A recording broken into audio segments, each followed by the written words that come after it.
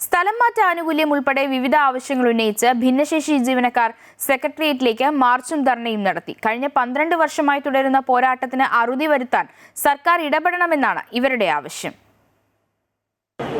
സംസ്ഥാനത്തെ ഭിന്നശേഷി ജീവനക്കാർ വലിയൊരു സമരവുമായി സെക്രട്ടേറിയറ്റിന് മുന്നിലേക്ക് എത്തിയിരിക്കുകയാണ്. തങ്ങളുടെ ആവശ്യങ്ങൾ സർക്കാർ പരിഗണിക്കുന്നില്ല എന്നതാണ് അവർ മുന്നോട്ട് വെക്കുന്നത്. ഇവരുടെ പ്രധാനപ്പെട്ട വിഷയങ്ങൾ ഇതുമായി ബന്ധപ്പെട്ടുകൊണ്ട് സംസാരിക്കുന്നതിനായി നമ്മോടൊപ്പം ഇതിന് തന്നെ ചുമതലയുള്ള ആൾ കൂടി ചേരുകയാണ്. സാർ, എന്താണ് ശരിക്കും ഈ ജീവനക്കാർ, ഇത്തരം ജീവനക്കാർ നേരിടുന്ന ഏറ്റവും പ്രധാനപ്പെട്ട വിഷയം? അത് സർക്കാരിൻ്റെ ശ്രദ്ധയിൽപ്പെടുത്തിയിരുന്നു. അതിനൊരു നീക്കുപോക്ക് അല്ലെങ്കിൽ അതിനൊരു പരിഹാരം ഇതുവരെ ഉണ്ടായിട്ടില്ല. സാർ, ഒന്നാമത്തെ ആവശ്യം എന്ന് പറയുന്നത് ഭിന്നശേഷിക്കാരുടെ പെൻഷൻ പ്രായം 60 വയസ്സായി ഉയർത്തുക എന്നുള്ളതാണ്. 2014 ബഹുമാനപ്പെട്ട കെ മുരളീധരൻ MLA നിയമസഭയിൽ സബ്മിഷൻ ഉന്നയിച്ചപ്പോൾ ബഹുമാനപ്പെട്ട അന്നത്തെ മുഖ്യമന്ത്രി ശ്രീ ഉമ്മൻചാണ്ടി സാർ ഭിന്നശേഷിക്കാരുടെ പെൻഷൻ പ്രായം 60 വയസ്സായി ഉയർത്തുന്നത് പരിഗണിക്കേണ്ടതാണെന്നും അത് യുവജന സംഘടനകളുമായി ആലോചിച്ച് തീരുമാനമെടുക്കുമെന്ന് പറഞ്ഞതിൻ്റെ അടിസ്ഥാനത്തിൽ ചർച്ച നടത്തുകയും തീരുമാനത്തിൻ്റെ അടിസ്ഥാനത്തിൽ ക്യാബിനറ്റിൽ ഫയൽ വന്നതാണ്. പക്ഷേ അന്ന് ഡെഫർ ചെയ്ത് മാറ്റിവെക്കപ്പെട്ട ഫയൽ 2014 ശേഷം ഇന്ന് വരെ ആ ഫയൽ പൊങ്ങി വന്നിട്ടില്ല. അപ്പോൾ പെൻഷൻ പ്രായം 60 വയസ്സായി ഉയർത്തേണ്ടത് വളരെ ആവശ്യമാണ്. അന്ന് സമരം ചെയ്ത ബഹുഭൂരിപക്ഷം പേരും പിരിഞ്ഞു കഴിഞ്ഞിട്ടുണ്ട്. എങ്കിലും ഇന്നും വളരെ കുറച്ച് പേര് സർവീസിലുണ്ട്. അവരുടെ പെൻഷൻ പ്രായം 60 വയസ്സായി ഉയർത്തണം. ഇതാണ് ഒരു ഡിമാൻഡ്. അതിനോടൊപ്പം തന്നെ സൂപ്പർ ന്യൂമറിയായി കുറേ പേരെ 2013 ശേഷം സ്ഥിരപ്പെടുത്തിയിട്ടുണ്ട്.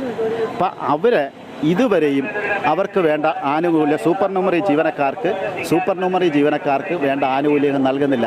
അവരെ റെഗുലൈസ് ചെയ്താൽ മാത്രമേ അവർക്ക് പ്രൊമോഷൻ കിട്ടുകയുള്ളൂ, അവർക്ക് മറ്റ് ആനുകൂല്യങ്ങൾ ലഭിക്കുകയുള്ളൂ. പക്ഷേ അവർക്ക് സ്ഥലമാറ്റത്തിലും പരിഗണന ലഭിക്കുന്നില്ല. അപ്പോൾ സൂപ്പർ ന്യൂമറി ആയിട്ട് അവർ സർക്കാർ സർവീസ് ജോലി ചെയ്ത് ശമ്പളം വാങ്ങിക്കുന്നു എന്നുള്ളത്. 2014 ഈ ആദ്യത്തെ ഈ ഒരു സർക്കാരിൻ്റെ ഒരു ഇടപെടൽ ഉണ്ടായെന്ന് പറയുന്നത്. ആ സമയം അതിനുശേഷം ഇത്രയും നാളെ സർക്കാർ തലത്തിൽ നിങ്ങൾ പലപ്പോഴായി ബന്ധപ്പെട്ടിട്ടുണ്ട്. എന്താണ് അവിടെ നിന്ന് ലഭിക്കുന്നത്? നമ്മൾ കഴിഞ്ഞ ഡിസംബർ 3 ഇതുപോലെ സെക്രട്ടേറിയറ്റ് സമരം ചെയ്ത നിവേദനങ്ങൾ ബഹുമാനപ്പെട്ട മുഖ്യമന്ത്രിക്കും മറ്റുള്ള വകുപ്പ് മന്ത്രിമാർക്കും കൊടുക്കാറുണ്ട്. എല്ലാ ജില്ലകളിലും ഓരോ പ്രോഗ്രാം വരുമ്പോൾ അവർക്ക് നിവേദനങ്ങൾ കൊടുക്കാറുണ്ട്, അവരുടെ ശ്രദ്ധയിൽപ്പെടുത്താറുണ്ട്. പക്ഷേ ഭിന്നശേഷിക്കാരെ മാത്രം ഈ സർവീസ് 60 വയസ്സായി ഉയർത്തുന്നില്ല. മറ്റ് പല ഡിപ്പാർട്ട്മെൻറ്റിലും കോർപ്പറേഷനിലും ഒക്കെ 60 വയസ്സായി ഉയർത്തുന്നുണ്ട് ആരോഗ്യമുള്ളവർക്ക്. പക്ഷേ ഭിന്നശേഷി കോർപ്പറേഷനിലും 60 വയസ്സായി ഉയർത്തിയിട്ടുണ്ട്.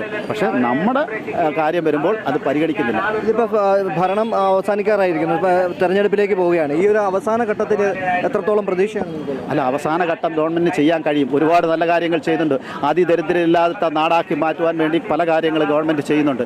അതിനോടൊപ്പം ഭിന്നശേഷിക്കാരെയും കൂടെ കൈത്താങ്ങൽ തരുമെന്നാണ് പ്രതീക്ഷ. അതുകൊണ്ടാണ് ഞങ്ങൾ ഇവിടെ വന്ന് ഗവൺമെൻറ് പ്രതീക്ഷ ഉള്ളതുകൊണ്ടാണ് ഇന്ന് വന്ന് സമരം ചെയ്യുന്നത്.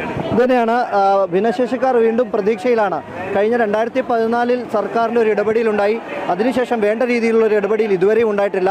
അത്തരത്തിലുള്ള ഒരു പ്രതീക്ഷയാണ് അവർ മുന്നോട്ട് വെക്കുന്നത്. സർക്കാർ അവസാന ഘട്ടത്തിലെങ്കിലും ഈ തങ്ങൾക്ക് അനുകൂലമായ രീതിയിലുള്ള നടപടികൾ ഉണ്ടാകുമെന്ന പ്രതീക്ഷ വീണ്ടും അവർ പങ്കുവെക്കുകയാണ്. ക്യാമറമാൻ സുനിലിനൊപ്പം രജിത് കുമാർ, അമൃത ന്യൂസ്, തിരുവനന്തപുരം.